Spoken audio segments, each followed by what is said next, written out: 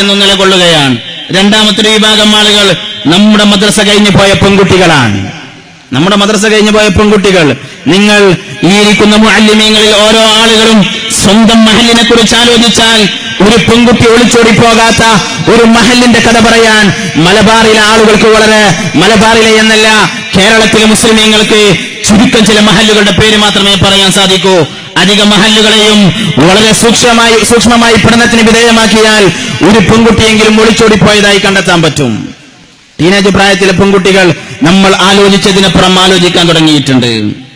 മൂന്നാമത് നമ്മൾ ശ്രദ്ധിക്കേണ്ട സമൂഹം മദ്രസ കഴിഞ്ഞു പോയ നമ്മുടെ നാട്ടിലെ പ്രസ്ഥാനങ്ങളിലേക്കൊന്നും കയറി വരാത്ത ചെറുപ്പക്കാരാണ്. ഈ മൂന്ന് വിഭാഗം ആളുകൾ, ടീനേജ് ആൺകുട്ടികളും ടീനേജ് പെൺകുട്ടികളും യുവാക്കളായ ആൺകുട്ടികളും. ഈ മൂന്ന് ടീമിന്റെ ഇടയിൽ പ്രബോധനം ചെയ്യാൻ ഏറ്റവും സൗകര്യമുള്ള ഒരു ടീം എന്റെ മുന്നിലിരിക്കുന്ന ഞാൻ ഉൾപ്പെടുന്ന ഈ ഒരു സമൂഹമാണ് എന്നുള്ള തിരിച്ചറിവോടുകൂടെയാണ് ഞാൻ എന്നോട് ചില കാര്യങ്ങൾ ഉപദേശിക്കുകയും നിങ്ങളെ ഓർമ്മപ്പെടുത്തുകയും ചെയ്യുന്നത്. നമ്മുടെ മുമ്പിലുള്ള ഈ മൂന്ന് ടീമിനെ കുറിച്ച് നിങ്ങൾ ശരിക്കൊന്ന് പഠിച്ചു നോക്ക്.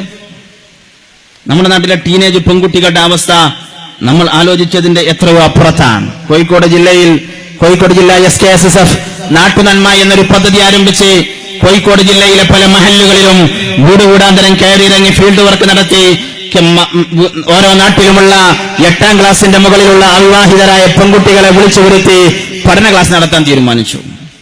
നേരത്തെ ഇതേ സംവിധാനം SKSFന്റെ ഇബാദി എന്ന് പറയുന്ന ദഅവാ വിങ്ങിന്റെ കീഴിൽ 97 മഹല്ലുകളിൽ നടന്നിരുന്നു. അന്നൊക്കെ അനുഭവപ്പെട്ട വലിയൊരു സത്യം, ഓരോ മഹല്ലിലും 8ാം ക്ലാസ് കഴിഞ്ഞ അവിവാഹിതരായ പെൺകുട്ടികൾക്കിടയിൽ, പ്രത്യേകിച്ചും മദ്രസയുമായി ബന്ധമില്ലാത്ത പെൺകുട്ടികൾക്കിടയിൽ പഠന ക്ലാസ് കഴിഞ്ഞ് ഫീഡ്ബാക്ക് എഴുതി വാങ്ങുമ്പോൾ പല കുട്ടികളും 20, 25, 30, 35 പെൺകുട്ടികളൊക്കെ ഏതോ ചില ആളുകളുടെ, ചില അന്യമതസ്ഥരുടെ, ചിലർ മതത്തിന്റെ ഉള്ളിൽപ്പെട്ട എന്നാൽ നിരീശ്വരവാദം വളർത്തുന്ന യുക്തിവാദികളായ മുസ്ലിമീങ്ങളാണെന്ന് പേര് വെച്ച ചില ആളുകളുടെ വലയിലൊക്കെ പെട്ട് പലരും നമ്മുടെ ഇസ്ലാമിന്റെ കോമ്പൗണ്ടിന് പുറത്തേക്ക് തെറിക്കുന്ന സാഹചര്യമാണ് കണ്ടുവരുന്നത്. പല കുട്ടികൾക്കും 8ാം ക്ലാസ്സിൽ മദ്രസ പഠിച്ച ശേഷം, അതല്ലെങ്കിൽ 7ാം ക്ലാസ്സിൽ ഇന്ന് ട്യൂഷൻ ഉണ്ടെന്ന് പറഞ്ഞ് മദ്രസയിൽ നിന്ന് കുട്ടി ഊരിപ്പോയ ശേഷം പല പെൺകുട്ടികളും ദീന് കേൾക്കാറുള്ളത് 35ാം വയസ്സിലോ 40ാം വയസ്സിലൊക്കെയാണ്. ഈ ഇരിക്കുന്ന ഓരോ ആളുകൾ നിങ്ങളുടെ നാട്ടിൽ നടക്കുന്ന ഖുർആൻ പഠന ക്ലാസ്സുകളുടെ സ്വഭാവം ആലോചിച്ചു നോക്ക്. ഒരു 35 വയസ്സൊക്കെ കഴിഞ്ഞ് കാര്യമായി പണിയൊന്നുമില്ലാതെ വീട്ടിൽ നിന്നൊക്കെ എക്സ്പയർ ആയ കുറെ പെണ്ണുങ്ങൾ പർദ്ദ ധരിച്ച് ഖുർആൻ ക്ലാസ്സിനൊക്കെ പോയിരിക്കും. അവര് പോകണ്ടെന്നല്ല ഞാൻ പറഞ്ഞത്.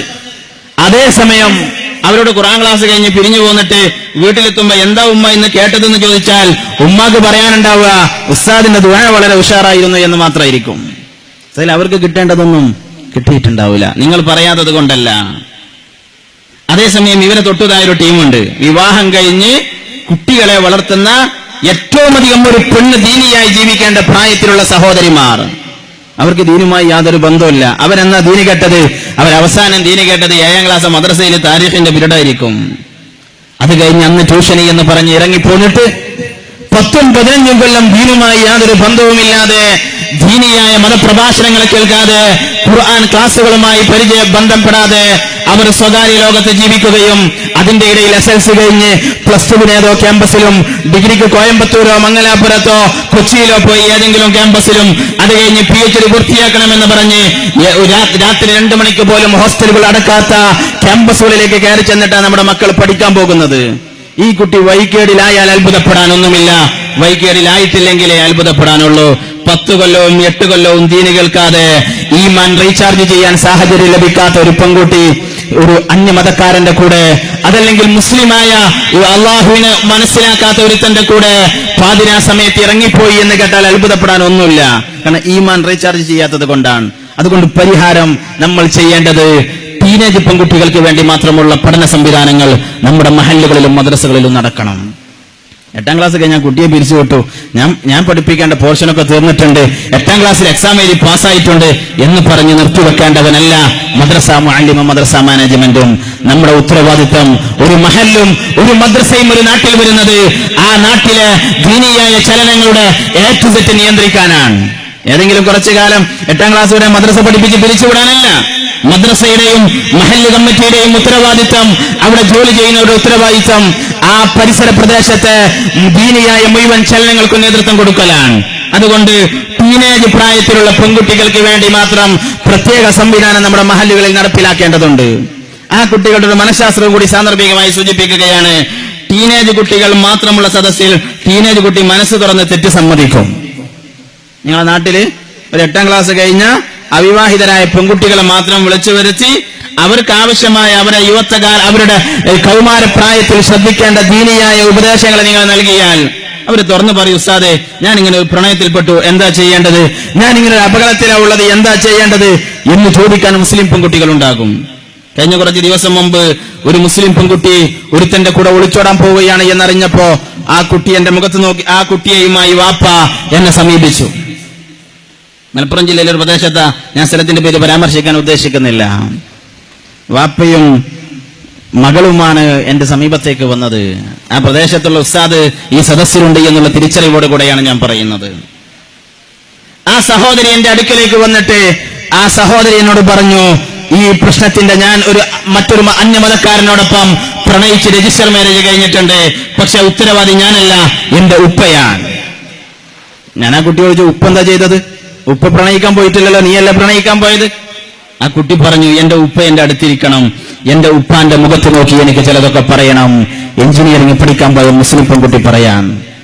മംഗലാപുരത്തൊരു ക്യാമ്പസിൽ 3rd ഇയർ വിദ്യാർത്ഥിനിയാണ് പെൺകുട്ടി. ആ പെൺകുട്ടി വാപ്പാൻ അടുത്തെത്തിയപ്പോൾ പറഞ്ഞു, ഞാൻ മദ്രസ പഠിക്കുന്ന കാലത്ത് 8ാം ക്ലാസ്സിൽ 9ാം ക്ലാസ്സിൽ മദ്രസ പഠിക്കുമ്പോഴാണ് എന്റെ SSLCയും വന്നത്. SSLCക്ക് ട്യൂഷന് പോകാൻ വേണ്ടി വാപ്പ മദ്രസയിൽ നിന്ന് വെട്ടി, ഇനി രാവിലെ ട്യൂഷന് പോകണം, മദ്രസയിൽ പോയാൽ ട്യൂഷൻ കിട്ടൂല എന്ന് പറഞ്ഞ് പിരിച്ചു കൊണ്ടുവന്നതാണ്. അന്ന് കുട്ടി വാപ്പാന്റെ മുഖത്ത് നോക്കി ചോദിച്ചു, വാപ്പ അള്ളാന്റെ ദീനല്ലേ ഞാൻ പഠിക്കുന്നത്, എനിക്ക് ഇതല്ലേ ഉത്തമം, എനിക്ക് ട്യൂഷന് പോയില്ലെങ്കിലും എനിക്ക് എൻട്രൻസ് ഒക്കെ എഴുതി പിന്നീട് എഞ്ചിനീയറിംഗ് നേടാമല്ലോ. അന്ന് വാപ്പ കുട്ടിയോട് പറഞ്ഞത്രേ. കുട്ടി നേരെ വാപ്പാന്റെ മുഖത്ത് നോക്കി പറയാൻ, അന്ന് നിങ്ങൾ എന്നോട് പറഞ്ഞ ഡയലോഗ്, നിന്നെ ഒരു മോലിയർച്ചയാക്കാനല്ല ഞാൻ പഠിപ്പിക്കുന്നത്, നിന്നെ ഒരു എഞ്ചിനീയർ ആക്കലാണ് എന്റെ ഉദ്ദേശമെന്നാണ്. കുട്ടി നേരെ വാപ്പാനോട് അന്ന് പറഞ്ഞ ഡയലോഗ് കുട്ടിയുടെ മനസ്സിൽ നിന്ന് ഊരിപ്പോയിട്ടില്ല. വാപ്പയോട് പറഞ്ഞു, അന്ന് നിങ്ങൾ പറഞ്ഞത് ഇങ്ങനെയല്ലേ, ഒരു ദീന് പറഞ്ഞു കൊടുക്കുന്ന, ദീന് പഠിപ്പിക്കാൻ പറ്റിയ ഒരു മുഅല്ലിമത്തായ പെണ്ണാക്കലല്ല എന്റെ ഡ്യൂട്ടി, മറിച്ച് നിന്നിൽ നിന്ന് ഞാൻ ഉദ്ദേശിക്കുന്നത് ഒരു എഞ്ചിനീയറായ മകളെയാണ് എന്നല്ലേ നിങ്ങൾ പറഞ്ഞത്? അന്ന് നിങ്ങൾക്ക് അല്ലാഹുവും നബി സല്ലല്ലാഹു അലൈഹി വസല്ലമയും ജിബ്രീൽ അലൈഹിസ്സലാമും കൈകാര്യം ചെയ്ത വഹീന്റെ വിജ്ഞാനം ഞാൻ പഠിക്കുന്നതിനേക്കാളും നിങ്ങൾക്ക് ഉന്നതമായി തോന്നിയത് ജനാബത്തുണ്ടായിട്ട് ജീവിതത്തിൽ കുളിക്കാത്ത, ലാ ഇലാഹ ഇല്ലല്ലാഹ് എന്ന ജീവിതത്തിൽ പറയാത്ത ഏതോ ഒരു അമുസ്ലിമായ സഹോദരൻ എഴുതി വെച്ച എഞ്ചിനീയറിംഗിന്റെ പുസ്തകം ഞാൻ പഠിക്കാൻ നിങ്ങൾക്ക് പ്രാധാന്യമായി തോന്നിയെങ്കിൽ, അന്ന് നിങ്ങൾക്ക് ദീനിനേക്കാളും ദുനിയാവ് വലുതായെങ്കിൽ, ഇന്ന് എന്റെ നിക്കാഹ് വന്നപ്പോൾ ഞാൻ ആലോചിച്ചത്, അന്ന് ദീനിനേക്കാളും ദുനിയാവിനെ പരിഗണിച്ച എന്റെ വാപ്പ നിക്കാഹിനേക്കാളും എന്റെ വാപ്പ രജിസ്റ്റർ മാരേജിനെ പരിഗണിച്ചോളും എന്ന് കരുതിയിട്ടാണ് ഞാൻ ഇങ്ങനെ ചെയ്തത്. ഞാൻ എന്ത് തെറ്റാ ചെയ്തത്? തെറ്റ് എന്നിലാണോ നിങ്ങളിലാണോ എന്നാണ് വാപ്പയുടെ കുട്ടിയുടെ ചോദ്യം. ശരിക്കും ആലോചിക്കേണ്ട വിഷയമാണ്. 8ാം ക്ലാസ് കഴിഞ്ഞ് കുട്ടിയെ പിരിക്കാൻ, 5ാം ക്ലാസ് കഴിഞ്ഞാൽ കുട്ടിക്ക് പ്രായപൂർത്തിയായി എന്ന് പറഞ്ഞ് മദ്രസയിലേക്ക് അയക്കാതിരിക്കാൻ, ഇങ്ങനെയുള്ളൊരു സമൂഹം നമ്മുടെ നാട്ടിൽ വളരുന്നുണ്ട്. ഇതേപോലെ ഇതൊരു കുട്ടിയുടെ കഥയാണെങ്കിൽ 100 കണക്കിന് മുസ്ലിം പെൺകുട്ടികൾ ഇത്തരത്തിലുള്ള വളരെ അപകടകരമായ ചില പ്രസ്ഥാനങ്ങളോ ചില ആളുകളോ ആസൂത്രണം ചെയ്തോ അല്ലാതെയോ നടത്തുന്ന പ്രണയങ്ങൾക്ക് അഡിക്റ്റായി സമൂഹത്തിൽ നിന്ന് വഴിതെറ്റി പോകുന്നുണ്ട്. താലികെട്ടി അമ്പലത്തിൽ പോയി വിവാഹം ചെയ്ത് അന്യമതക്കാരന്റെ കൂടെ ജീവിക്കുന്ന ഒരു മഹല്ലിൽ നിന്ന് പോയി അതേ മഹല്ലിൽ തന്നെ ജീവിക്കുന്ന മഹല്ല് നിവാസികൾ ഉൾക്കൊള്ളുന്ന സദസ്സാണ് ഈ സദസ്സ്. ചില മഹല്ലുകളിൽ നമ്മുടെ സ്വന്തം വീട്ടിൽ നിന്ന് പോയിട്ട് തൊട്ടപ്പുറത്തെ വീട്ടിൽ പോയി താലി കെട്ടി കാഫിറായി ജീവിക്കുന്ന മുസ്ലിം പെൺകുട്ടികളുണ്ട്. ഇത് എല്ലാ മഹല്ലിനും ഒരു കഥയെങ്കിലും പറയാനുണ്ടെങ്കിൽ മലയാളക്കരയിൽ 4000-ലധികം മഹല്ലുകളുണ്ട് എന്നുള്ള തിരിച്ചറിവ് മുസ്ലിമീങ്ങളായ സഹോദരങ്ങൾക്ക് വേണം. നമ്മൾ വളരെ പ്ലാൻ ചെയ്ത് മഹല്ലുകളിലും മദ്രസയിൽ നിന്ന് കഴിഞ്ഞുപോയ പെൺകുട്ടികളിലും ഇനി നമ്മുടെ നാട്ടിൽ ഭൗതിക ക്യാമ്പസുകളിലേക്ക് പോയി മദ്രസ സംവിധാനം കിട്ടാതെ പോയ മുസ്ലിം കുട്ടികളുണ്ടെങ്കിൽ അവർക്കിടയിലും പ്രബോധന പ്രവർത്തനങ്ങൾ സജീവമാക്കേണ്ടതുണ്ട്. അവർക്ക് മാത്രമുള്ളൊരു സദസ്സ് മദ്രസ തലത്തിൽ ഏതെങ്കിലും വെക്കേഷൻ ദിവസങ്ങളിലോ അതല്ലെങ്കിൽ ഞായറാഴ്ചകളിലോ മാസത്തിൽ 1-2 തവണയെങ്കിലും സംഘടിപ്പിക്കപ്പെടുമെങ്കിൽ നമ്മുടെ നാട്ടിലെ ടീനേജ് വിദ്യാർത്ഥിനികളുടെ ഭാവി സുരക്ഷിതമാക്കാൻ അത് കാരണമായേക്കും.